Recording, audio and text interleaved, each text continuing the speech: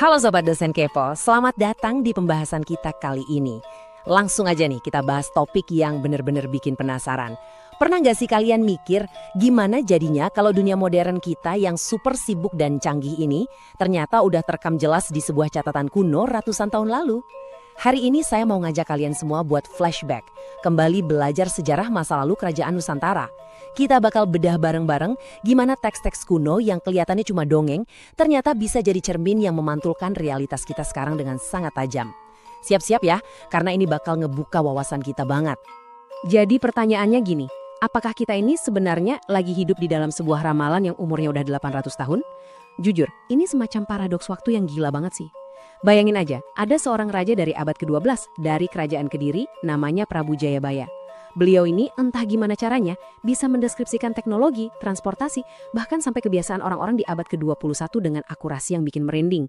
Maksudnya, gimana coba orang dari masa lalu yang sejauh itu bisa ngintip masa depan kita? Nah, yang bikin makin geleng-geleng kepala itu rentang waktunya. Coba deh kita hitung. Kita ngomongin era tahun 1100-an di Kerajaan Kadiri, terus loncat ke era kemerdekaan kita di tahun 1940-an, sampai akhirnya masuk ke era digital tahun 2020-an. Ada jarak sekitar 800 tahun, 8 abad loh Sobat Kepo. Menjembatani waktu selama itu dengan prediksi sosiologis yang super spesifik. Wah, ini misteri yang luar biasa. Ini bukan sekedar tebak-tebak buah manggis, pasti ada sesuatu yang jauh lebih dalam di balik teks-teks ini. Coba resapi baik-baik kutipan puitis dari masa lalu ini. Besok yen wis ono kereta mlaku tanpa jaran. Kelak jika sudah ada kereta yang berjalan tanpa kuda. Keren kan? Sekilas emang kedengarannya kayak ilmu gaib atau sihir. Coba posisikan diri kalian hidup di abad ke-12. Lihat kereta bisa jalan sendiri tanpa ditarik kuda, pasti mikirnya itu kereta hantu. Tapi mari kita tarik napas dan lihat dari kacamata modern.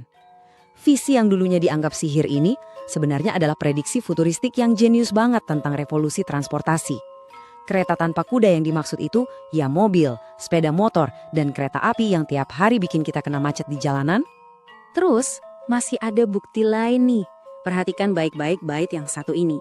Tanah Jawa kalungan wesi, prau melaku ing dhuwur awang-awang. Tanah Jawa berkalung besi, perahu berjalan di atas awang-awang atau angkasa. Dan ini mengilustrasikan dengan sangat brilian gimana metafora zaman dulu itu bisa pas banget sama infrastruktur kita sekarang.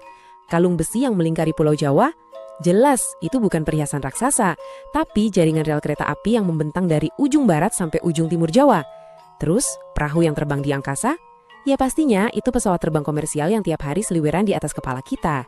Jayabaya ini seolah-olah udah pegang cetak biru kemajuan zaman ratusan tahun sebelum kejadiannya ada. Nah, kalau yang ini agak sedikit misterius. Bumi saya, sue saya, mengekret. Bumi semakin lama semakin mengerut dan mengecil. Hah, gimana tuh maksudnya? Apa bumi kita benar-benar menyusut secara fisik? Ya jelas enggak dong Sobat Kepo. Jayabaya enggak lagi ngomongin ukuran planet yang mengecil secara harfiah. Tafsir modernnya tuh masuk akal banget. Ini tentang globalisasi. Lewat internet, media sosial, sampai video call, jarak ribuan kilometer yang dulu butuh waktu berbulan-bulan buat ditempuh, sekarang bisa dipangkas cuma dalam hitungan detik. Dunia kerasa makin sempit dan gampang banget diakses lewat genggaman tangan. Gila ya, sang raja udah bisa mendeskripsikan efek globalisasi jauh sebelum istilah itu sendiri diciptakan. Tapi nggak semua ramalan isinya tentang teknologi aja. Ada juga peringatan tentang alam, kayak bait yang satu ini. Udan salah mongsa. Hujan turun di musim yang salah. Coba deh kita hubungkan sama fenomena anomali cuaca atau climate change yang sering banget masuk berita akhir-akhir ini. Perubahan iklim global kan emang bikin musim kemarau dan musim hujan jadi benar-benar berantakan. Gak bisa diprediksi sama sekali. Mengejutkan banget sih, observasi alam dari 800 tahun yang lalu bisa nyambung presisi banget sama krisis lingkungan terbesar yang lagi kita hadapi di abad ke-21 ini. Sekarang kita geser sedikit ke ranah sosial. Dengerin baik-baik karena ini lumayan bikin merinding. Pasar hilang kumandang. Pasar kehilangan suara gaungnya. Bayangin kalau orang zaman dulu dengar kalimat itu, mereka pasti mikirnya bakal ada bencana yang bikin pasar jadi sepi banget kayak kota mati. Tapi di zaman sekarang, tafsirnya jelas e-commerce alias belanja online. Zaman dulu yang namanya pasar itu identik banget sama suara berisik orang tawar-menawar sampai urat leher kelihatan. Lah sekarang, transaksi triliunan rupiah terjadi setiap hari dalam keheningan total. Nggak ada suara, nggak ada tatap muka, semuanya sepi, tahu-tahu cuma ada bunyi notifikasi handphone atau suara kurir teriak paket. Bukankah ini metafora yang super jenius?